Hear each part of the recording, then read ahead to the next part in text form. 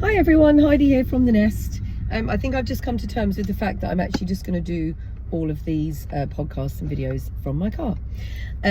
So today I'm going to talk about a subject that gets quite a lot of interest because it's still being taught and it's still being told, and it shouldn't be.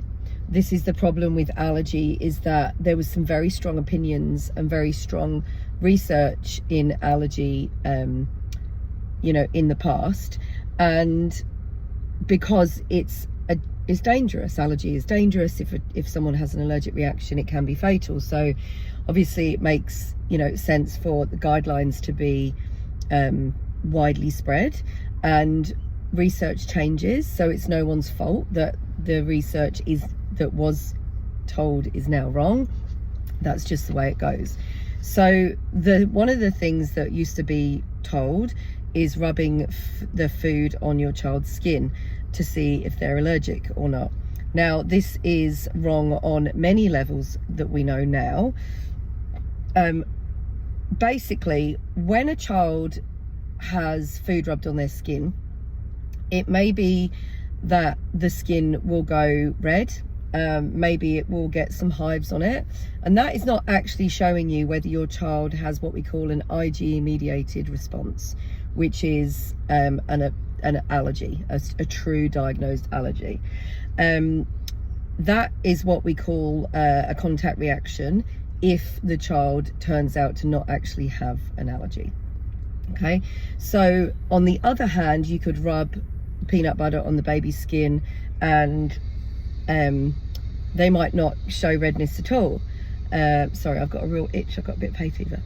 So they might not show any redness at all, but then when they eat the food, they are actually fully allergic to it and they have a big allergic reaction. So this is why there's many reasons why it's not okay and you shouldn't be testing food on your baby's skin.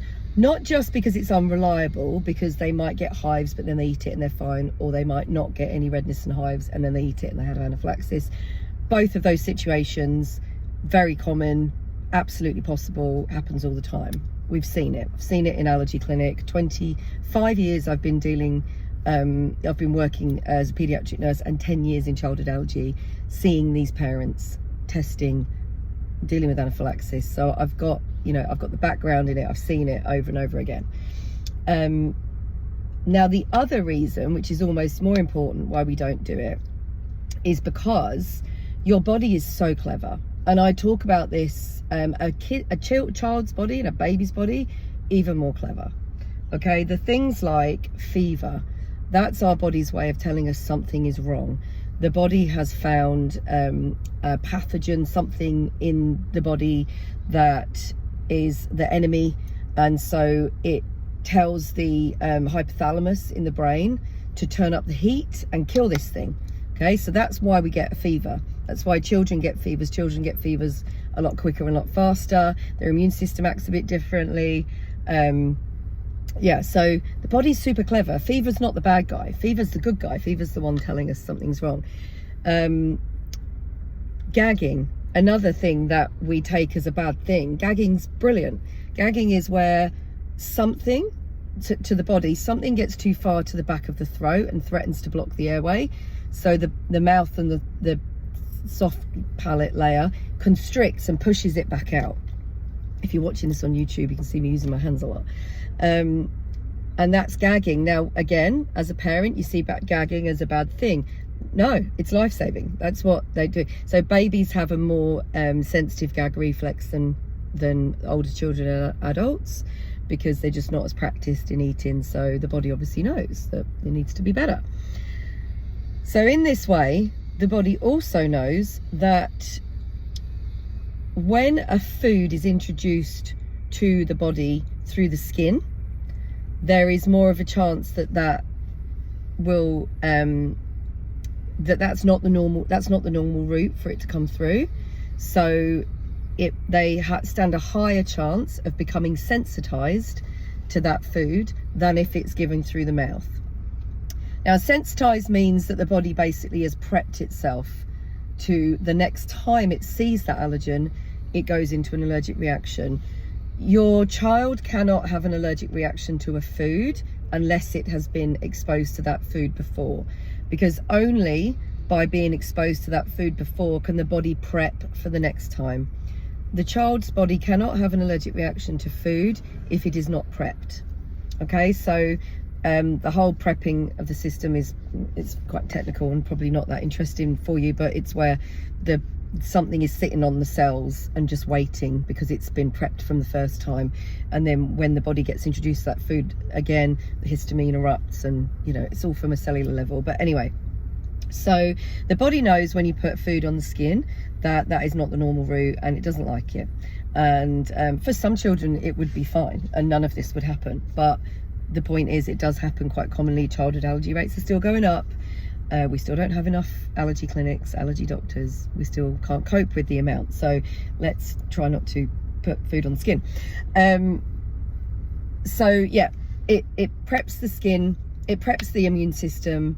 It doesn't tell you anything. And even worse, if your child has eczema, then that skin is broken and that food is getting right in there, in the bloodstream, straight to where it doesn't need to be.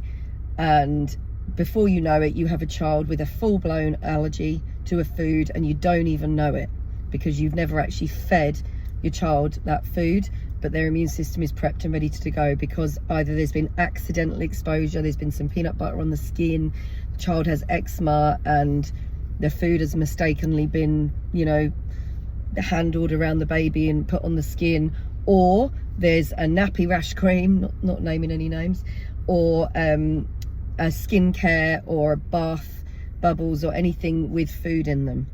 And that is a very high kind of percentage of people that use products with food products in them. And again, because we are encouraged to use natural, organic and all this kind of thing, that's not seen as a bad thing. And the thing is that it's not always a bad thing, because some children will not develop these allergies and it won't make any difference to them, but sometimes it does. So that's how it works with not rubbing food on the baby's skin. It's so multifaceted. We have also, there's no evidence for this that I know of, but also it's common practice in premature babies for special care baby units to actually rub coconut oil on baby skin, because the preemie babies get, their skin is quite affected by being out in the universe where it shouldn't yet be. Coconut oil is very calming and very soft and really moisturizing, so it was used a lot and actually still is in NICUs, in neonatal intensive care units. And we have seen a rise in coconut allergy. So when I started allergy nursing 10 years ago, we didn't really come across coconut allergy that I can remember, but now it's becoming quite common, so it's not unusual anymore. So maybe a correlation, I don't know. That's not based on research, that's based on my own what I've seen as an allergy nurse. So I hope this is helpful. Please follow us on YouTube or follow us on the podcast if this is where you're listening to this, or on any of our platforms, and comment on this video or podcast about what you understand about putting food on baby's skin, or if you have done this, or if you've been told it, let us know. In the meantime, if you want any of our freebies, just go to thefirstaidnest.com.au and you'll go to the Parents Hub and you'll see our 2 freebies. We've got a quick reference reaction guide, which is for parents of children with food allergy, that you can get a free quick reference allergy guide, an allergy guide that is specifically for recognizing the reactions in babies and toddlers because they can't verbalize, and then also a list of questions for your doctor if they've asked you to reintroduce a food. And then the other freebie is our Nest weaning blueprint, and that gives you the top 9 allergy foods of what to introduce, a choking first aid guide, and an allergy food tracker for your reference for the fridge. So yeah, go to thefirstaidnest.com.au, go to the Parents Hub, and you'll see those 2 freebies there you can download straight away. Otherwise, let us know in the comments what you believe about food on the skin and what you've been told. Take care, bye bye.